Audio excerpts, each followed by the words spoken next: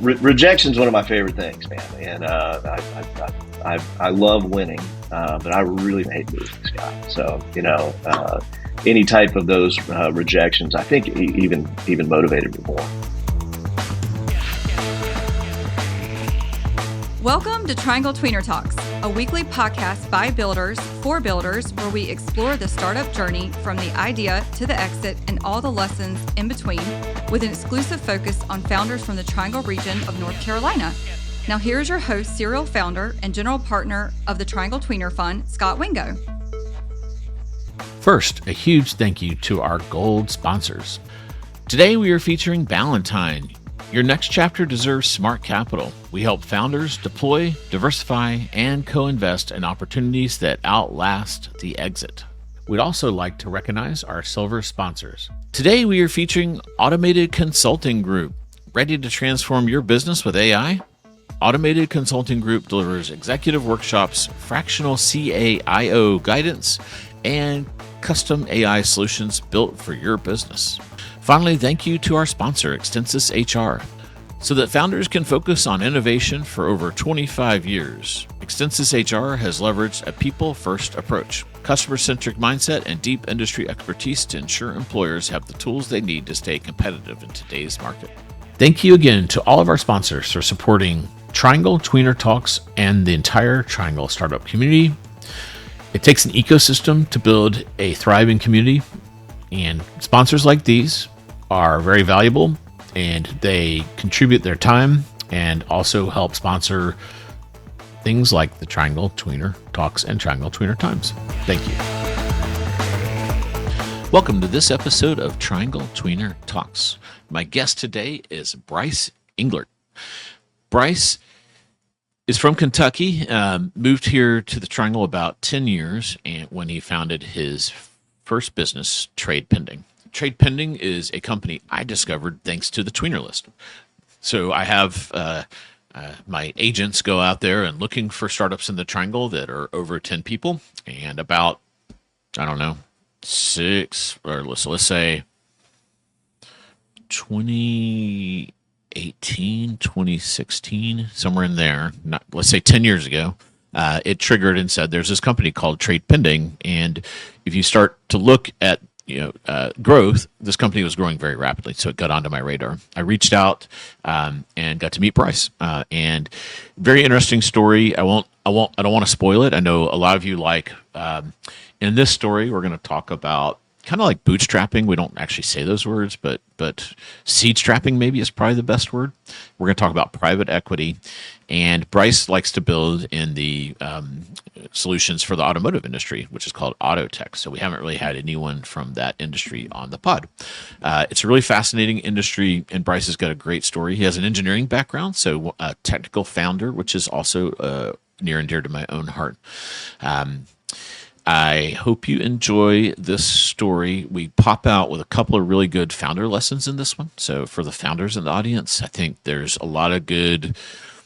Listening to how Brice builds is interesting. Very, like many tech founders that have an engineering background, it's very purposeful and very thought out on the beginning, whereas sometimes entrepreneurs will just jump in and take a plunge.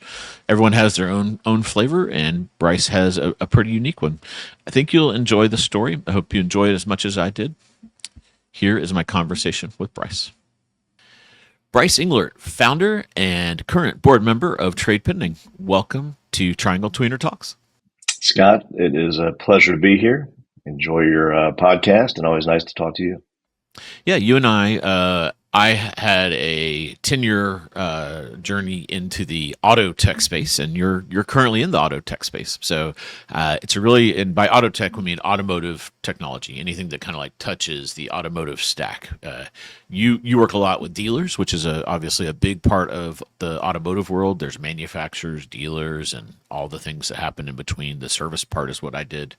And you're right here in Chapel Hill, and you're one of those founders that's here that no one knows you're here except me. I have a good, you know how pigs can snuff out truffles? I sniff out founders. So you and I were connected by it's a nod to how poor of a networker I am, Scott. But well, what happens is people get into their vibe, and you're working all day with these dealers that are national, and certainly some local dealers know who you are, but it doesn't really give you a reason to be out and about and doing things. So, but I hear, spoiler alert, I hear you're going to be, thinking about doing some more stuff. So hopefully we can get you out and about, and you can talk to some founders and maybe do a little mentoring or something. We'll see if we can get you out there.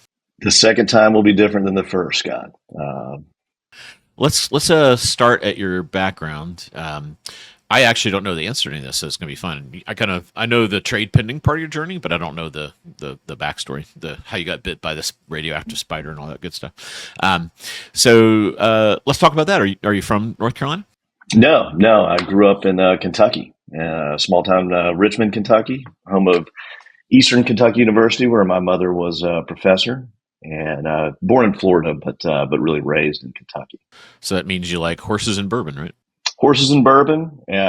Wasn't a huge UK fan, so I was able to adopt UNC with just a little bit of grief from friends. But we've been here about 15 years now. Love the Triangle, love Chapel Hill. Nice. What brought you here? We had traveled quite a bit. My wife and I actually met in undergrad, but we both went to Vanderbilt. It was a different school back then. You could actually get into Vanderbilt. I was fortunate to get an Air Force ROTC scholarship, and just give you the roundabout way, and studied electrical engineering. They were giving away scholarships in electrical engineering, so I said, "Hey, I'm an electrical engineer," and I was a very average engineer, but I was exposed into software at a very early stage, and took my first assignment in San Antonio, Texas, and managed software programs, building modeling and simulation tools to kind of train joint warfighters, and took things to big exercises sponsored by different military wings, and had a really great time for 4 years. Yeah. So your service was less shooting, less Top Gun, more top nerd. Top nerd. It was not as exciting as some of my Army ROTC friends, or certainly Marine and Navy folks, but it was very practical. So I've been kind of around software now for 27 years. From Kentucky, you went to Vandy, and then you satisfied your commitment with Uncle Sam. And then what'd you do after the Air Force? So I had an opportunity, and it's pretty cool, actually. I could have stayed in the Air Force and gone into the F-22 program and helped build the avionics thing, which is the helmet and crazy technology, but I'm really not a great technologist. I turned out I was a good salesperson of technology. So I wanted more practical application of just, frankly, my studies, and opening, kind of the business world to me. So I chose to go to grad school at UT in Austin, and got my MBA in finance, which was the opposite end of the spectrum of engineering in some regards, but we're still problem solving, and certainly was a great skill that launched me for the rest of my career. Having a technical ability and the ability to persuade and sell is two bits that are usually not set in one person. So that's a unique skill set. A lot of times we see founding teams that have two people that kind of check those boxes. It'll be like the super nerd engineering type, matched with the business person. So it's a good skill set to have. I'm envious of that one. I've had to grind through figuring out how to sell stuff. Or partner with really, really helpful people that get you to where you need to go. So you did that program, and imagine that was UT is got a great engineering department. So I imagine they have the MBA program is probably understands that. I bet there's a fair amount of people that have technical backgrounds in their MBA.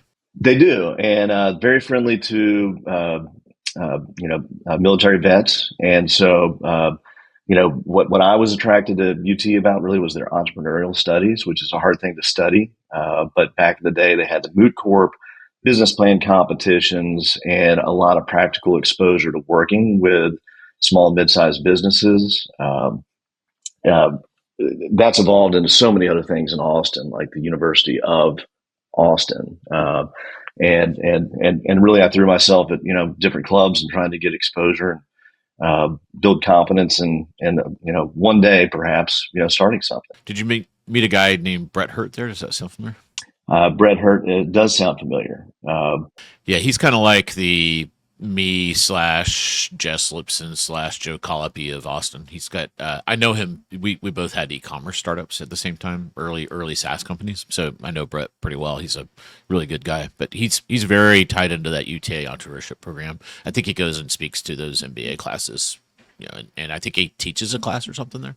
I graduated in '04, and so I think he may have been kind of just getting going. But my, vintage of people coming through the program was just an amazing group of people, and a lot of entrepreneurs. The U-Ship team, if you recall that company, built a shipping marketplace, took it to a Bravo show or Lifetime show, whatever it was. But those guys won the initial business plan competition. I think it was our second semester. I had partnered up with a couple guys, and we wrote about the tan van. It was a mobile tanning and sunscreen unit to take to.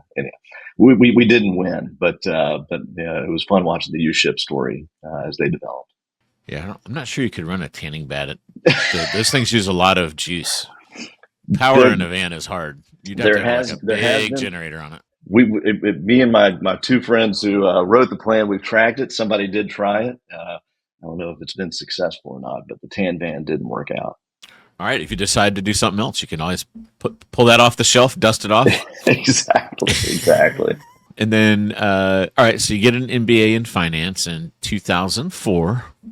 We all know in 4 years, the great financial crisis coming. You didn't know that in '04. So where did you go after that? We tried to stay in Austin, and it's funny looking at Austin today and then trying to imagine what it was in '02 and '04. Downtown was nothing, no residential development. Now you can see the skyline.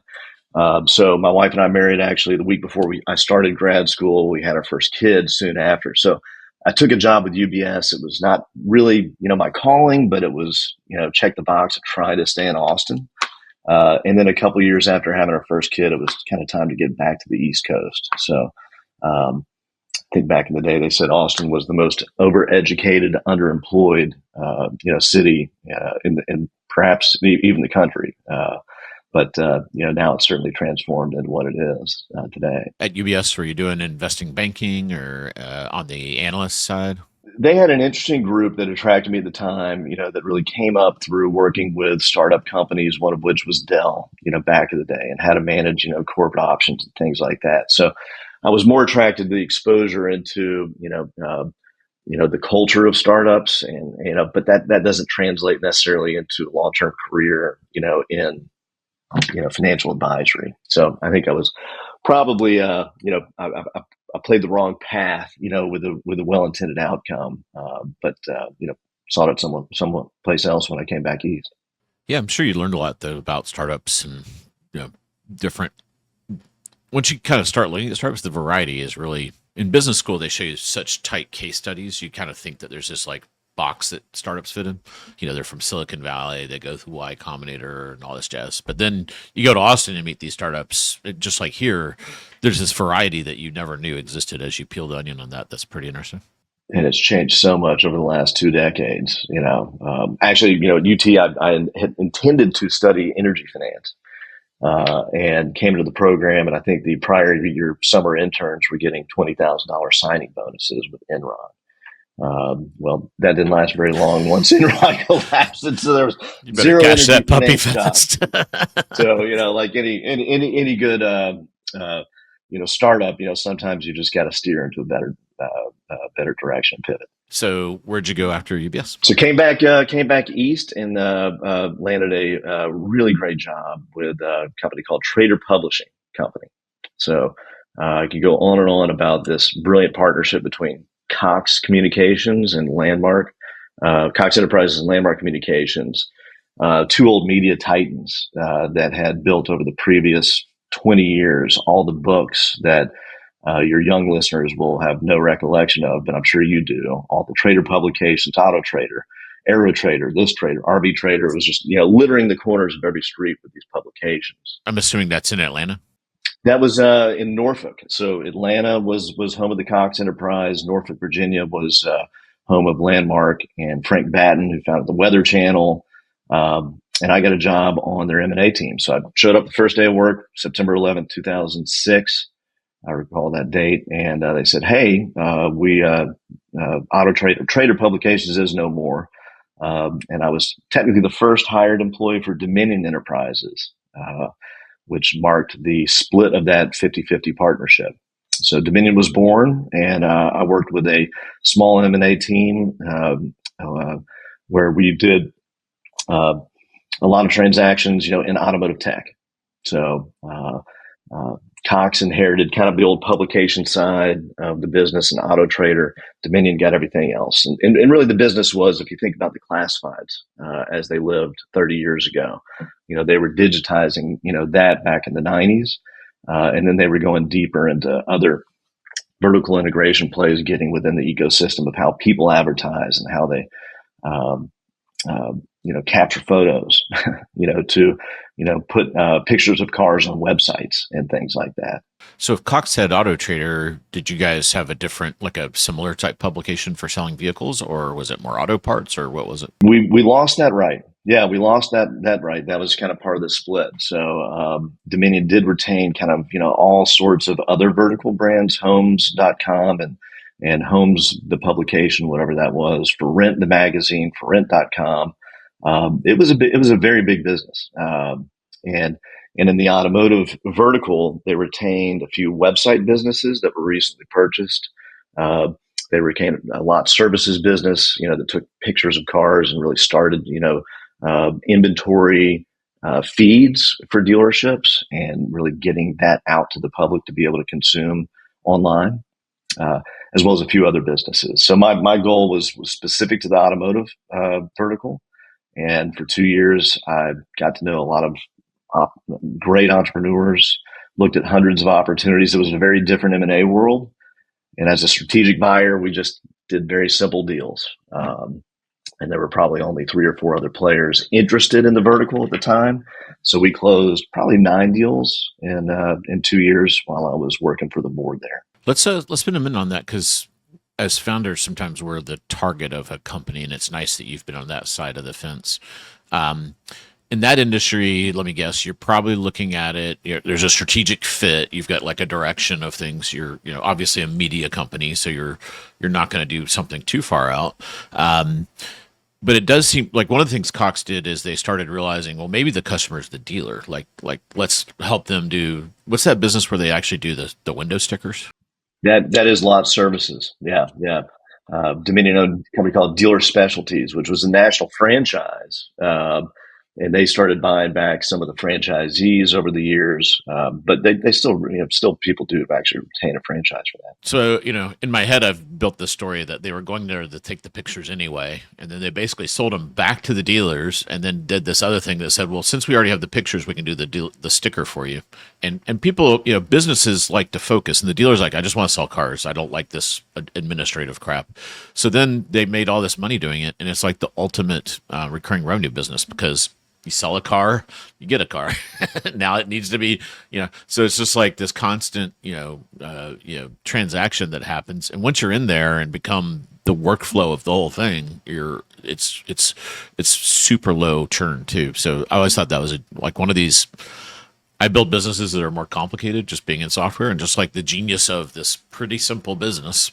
I mean, you have to send people to take the pictures and all, but they basically pay for that times 10 or 20. A lot of personnel management, but really good margin for in the end of services business. And I'll share this story because then it applies to kind of the vertical integration play that Dominion was so good at. But Trader Publications back in the day, they owned their own print facilities, they owned their own distribution. They wanted full vertical integration. And speaking with Conrad Hall, was one of the founders, gave me the story at dinner one time where the San Diego Auto Trader publication got so thick that there was not a machine that could drive, a cheap staple, through the entire binding of the cheap paper with the poor pictures they used to, kind of mock.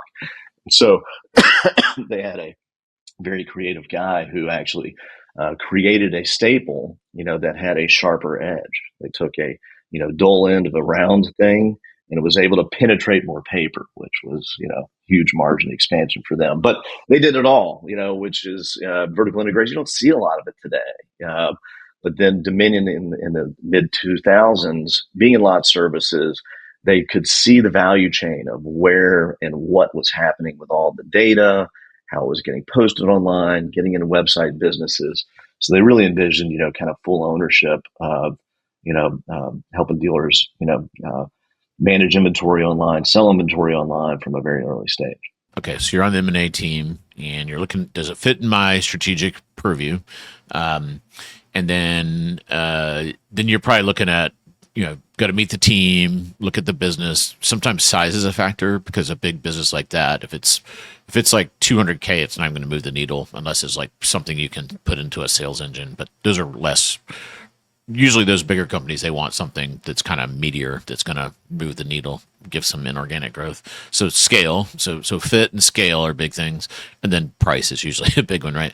So it seems like on corp dev, you got to pretty quickly ferret out, like, is this company going to sell for something that's, can a deal be done or not? And a lot of it's weird. I bought a couple companies, and most times, like 80% of the time, I found people have a crazy expectation for what something's worth, and it's just way out of bounds for what the market is. So that's the number one thing I've kind of learned on that. Mid 2000s in this vertical, they're of the 9 deals we closed, I think maybe 2 were actually banked. Investment banks had not found the vertical.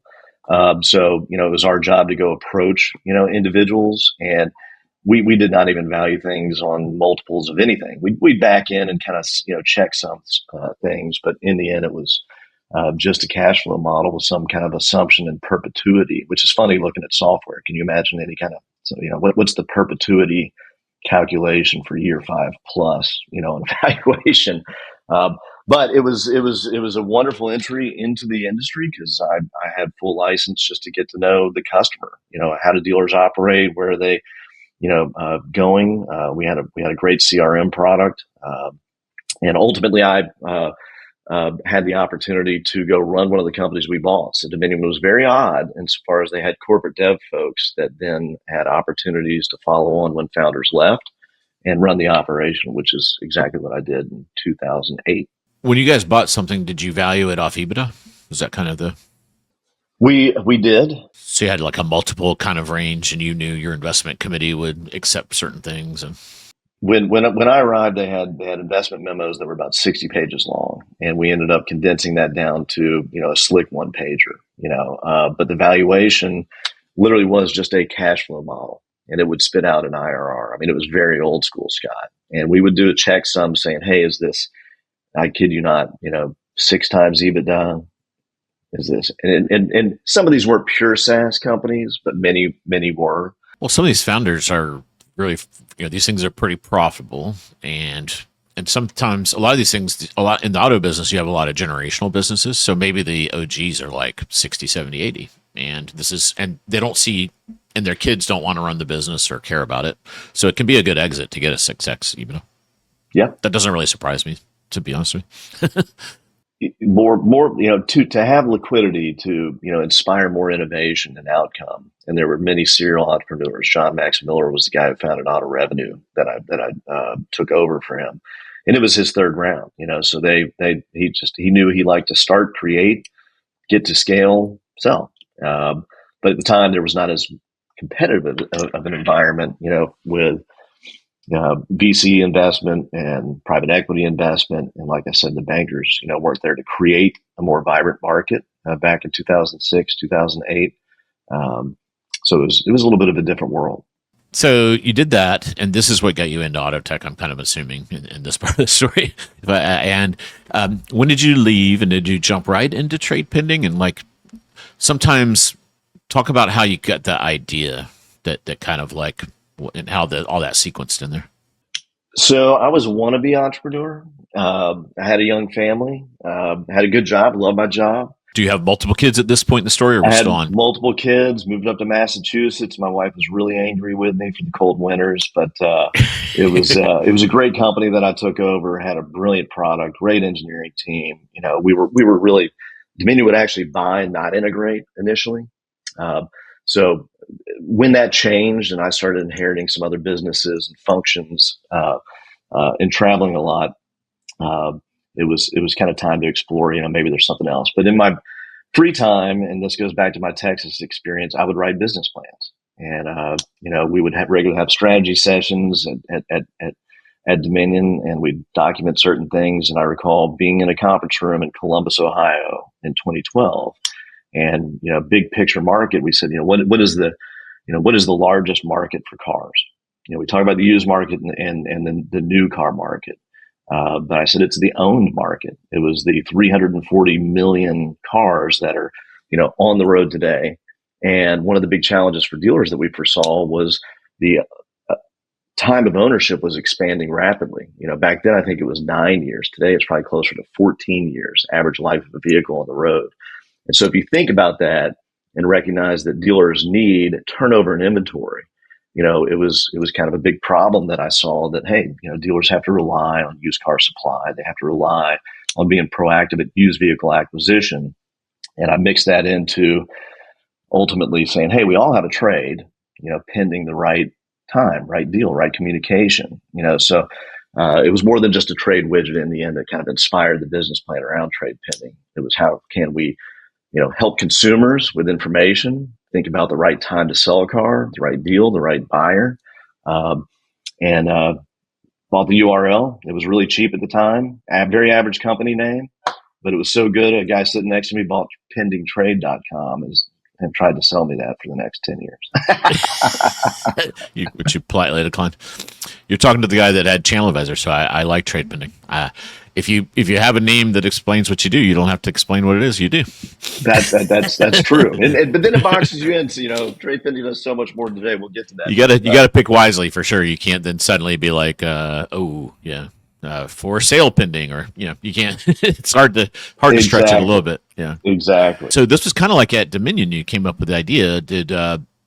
Did you offer it to them, or you knew that you wanted to go do this on your own? I did not. So I had, kind of launched 2 or 3-ish, products with Dominion and really liked the challenge of problem identification and solution.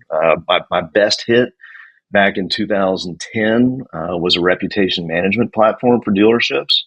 And we created this prior to Google having places, Yelp, really doing anything. And, we were trying to harvest feedback from consumers, ultimately to position online for better search and SEO quality and things like that, as well as just, consumer sentiment on, the quality of the experience at different dealerships. I could go on and on about that and love that experience, which is really what inspired me to continue to double down on ideas. And I felt in 2014, when I took the leap, that really this was a product, an idea, that I needed to focus 100% of my time on versus, as a corporate guy, I was handling a lot of other things than just creation, innovation. Cool. So you decided you're going to leave. Was it relatively easy to extract yourself from that, or was it a little tricky with sometimes companies can be very heavy-handed in these things with non-competes and all this kind of stuff, and other times they're very friendly and say, go do what you want to do. We're entrepreneurs too. We want a piece of what you're doing. Like, which of those lanes did you end up in? So there's a really, really good story to this that I will have to tell you over a beer, Scott. Okay, all right. So still something that you can't talk about publicly. All right, I understand. Not without possibly embarrass a couple of people, but I engineered, in the end, a good exit and transition. And, I'm a very loyal guy. So I had compartmentalized any type of, work that I was doing. I had a non-compete, non-solicit, and when I found myself going from, 30 hours of conference calls, a week to 0, I was able to then really throw myself at the business plan. I already had the business plan. I already had the small capital raise, kind of lined up. And then I was able to start, ultimately with my lead developer search process. Built a treehouse in the meantime. It was it was a good break, but it took 92 days to find that person. So yeah, well, it's a little scary. Like when you have a full-time job for a while, you got a couple kids at this point in the story. And did you move to North Carolina at this point, or we did? Massachusetts So still through this part? My wife, knew that there was some desire to start a business. We didn't want to do that where we were in Massachusetts, and literally off a map. We wanted to get to the Mid-Atlantic. We kind of knew close to family, not on top of family.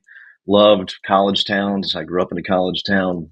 Still loved Austin, and Chapel Hill kind of checked all the boxes. And really, there was an escape valve built into that too, which is like, hey, if I do this and it doesn't work out, I will still be able to get a job and commute to Raleigh and do whatever I can do. So, unlike you, I'm a very, very large risk mitigator. That's why I'm not a serial entrepreneur quite yet. But That's what entrepreneurs do. We mitigate risk. So yeah. Sounds like a horse trade. I bet your wife was like, I'm going to kind of speculate that your wife was like, okay, you can start a company, but here's what we're going to do. I do not want to be in Massachusetts. It's too cold. I want to get back to the Southeast, closer to.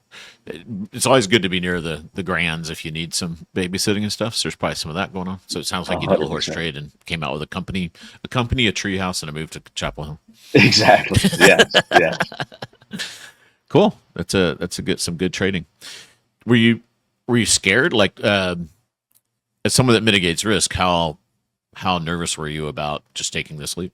I distinctly recall going to a South by Southwest interactive session a couple of years prior to making the jump. And, one of the presenters, I learned a lot at a few of these conferences. I don't know if it's still as vibrant as it was, back in the 20 It's more teens. corporate now. There's always like corporate experiences and stuff. Yeah, I've really enjoyed getting inspired by some of those speakers and have many stories of that. But one chart in particular showed a graph of the average age of the successful startup entrepreneur, and there was the tallest bar at like 39 to 40.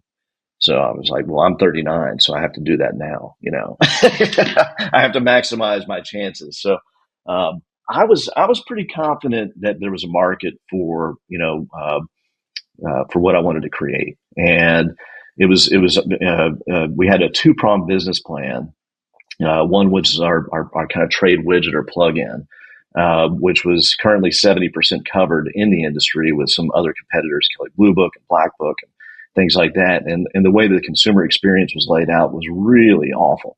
So I had confidence that I could design something that was a lot better and understood how dealers value cars. And in the end, we created our own valuation methodology that is still today our one of our special sauces at TradePending. So was I scared? No. Was I intimidated by building the team? That's what I love to do. And it did take time. I mean, I was a founder without a co-founder. I was a, technology kind of sales enthusiast, without a technology to sell. So the first order of business was, finding an engineer that could sit next to me and start, building the solution. Yeah. So one step in front of the other. I knew the next step, and the financial model said I had X many days until we were going to run out of money, which I gave myself as much runway as I could. It was about 18 months, 20 months. If things went poorly, so I tried to not undercapitalize, even though the initial capital raise was well under $1 million to get TradePending going. Let's start at funding. Like, where did you get that? Was that a friends and family round you pulled together, or what'd you do there? It was, and I was very, very humbled to kind of go through that experience because I didn't have all the capital necessary for the model, and I had a very, very interesting father-in-law who had built businesses back in the 60s and 70s, and he was really a good partner to talk about the business plan. He didn't understand technology or software. He was a textile manufacturer, but putting a lot of discipline into creating the business plan. We thought we'd go get some outside capital, but it soon became aware like, what, we can do this. We can do this internally, and in the end, efficiency and staying lean, was very important for us for the first, 3-4 years, actually, probably even more. So let's talk about the original business plan. So when you came up with this idea, I get that there's this latent kind of, everyone's a trade waiting to happen with the vehicles in service. Did you go talk to dealers? Like, what was your distribution plan? Was it a consumer thing? Is this like a consumer app where you get consumers to use it and, hey, come get a value on your car, and then when they do that, you kick it in and you sell that lead to a thing? Or my understanding is you were using the dealers as distribution. Is that where you started, or did you kind of navigate to that later on? So as I kind of mentioned, it was two pronged, but it was founded in a pretty singular principle. That it was the information and available of information and distribution of information between dealers and consumers that, in the end, was causing friction that could be otherwise solved and simplified if we could share more information. So in particular for a consumer, uh, here's a good analogy. Realtors, understand local markets. They understand houses, blocks, and streets. Consumers don't. Pre-Zillow, think about that. And if you ever wanted to value your house and you went to a realtor and said, what's my house worth? If they gave you a number, and it's like dealers used to do back in the day, you really had no proof points to believe or disbelieve, what they said. Today, well, you talk about market day supply. You talk about demand. You talk about differentiators between my house and the one across the street, square footage or renovations and things like that. And so I tried to apply a lot of that simple logic into automotive. So foundationally, we built a lot of data so we could talk about, hey, Scott, your 2018 4Runner, sells on average in 12 days in Raleigh. There is high demand for that car. Supply today is low. And in the way we value a car, we've always shared comps. So whether you buy, my old adage was steaks, socks, or stocks, you are doing that based on comps. You're seeing what other transactions went for. You don't buy a steak, you look at the steak counter. The prime ribs on sale, I'll get that. The T-bone's not, I'm going to pass on that. Same with socks. You buy the most expensive sock? No. Cheapest sock? No. You buy the middle sock. So that foundation of data and information, we applied in two different paths. So, the first was the TradePending marketplace, which was a consumer-facing opportunity for Scot to list his car and dealers actually to come in and bid, on the vehicle when they needed it. So think like, trade first mentality to automotive retail. The second was, our plugin. How can we create opportunity on dealers' websites, taking their organic traffic, shoppers, and put them through a short process to understand the market for their car. And maybe that can inspire quicker action. For a dealer, it was very simple ROI because they're getting a lead off the website, just putting the lead gate. So as that two-prong kind of worked out, our first install for the plugin was January of 2015. The marketplace only lasted about 2 or 3 months because we were way undercapitalized for any kind of B2C play. It was really not our expertise.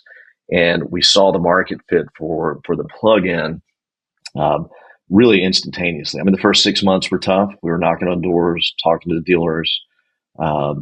But once you understand, really what's important to them, how to provide value, what the objections, we were able to gear up the sales engine. Back to your question, though, did I talk to dealers before? I did. And I went to a few with business plans. And I'm talking about 10-year relationships that I had. I will not name them. Some dealers locally. And another gentleman in Virginia who told me, said, Brice, the last thing the world needs is another trade-in plugin. So I had a lot of negative feedback, Scott. Like it was. So you weren't first to market. So that told you weren't first to market. Is that? We were not first to market. We did it differently. So I was putting shine on kind of something that was an afterthought. It was a dusty little corner in automotive. I had done the blue ocean thing, back in that reputation management stuff. There was nothing like it. And I enjoyed that. For this, because it was higher risk, I could actually value exactly what the current market, was spending today. And that felt like something that, was just a little bit more known, less risk. And if I could improve upon it because they weren't paying attention to it, frankly, it's not a big piece of Kelley Blue Book's business even today. Then we could really go after it and try to penetrate and eventually, today I think it's still, very, dominant position in the market for that one type of solution. So The marketplace was kind of a blue ocean idea coupled with a, hey, there's a market already here idea. It was a small market, from a TAM perspective. At most I was $100 million for that product. And so, if you thought of the economics in that and why did I not go out and raise money, I would have had a lot of negative feedback. I mean, I remember applying for, a few grants. We were denied every grant. Did you try one of the NC Idea grants? I did, and they turned me down. Their feedback was that my team wasn't experienced enough, Scott. This happens. First-time founders are hard. Rejection is one of my favorite things, man. And I love winning, but I really fucking hate losing, Scott. So, any type of those rejections, I think even motivated me more. That's the end of part 1 of our conversation with Brice Englert, founder of TradePending.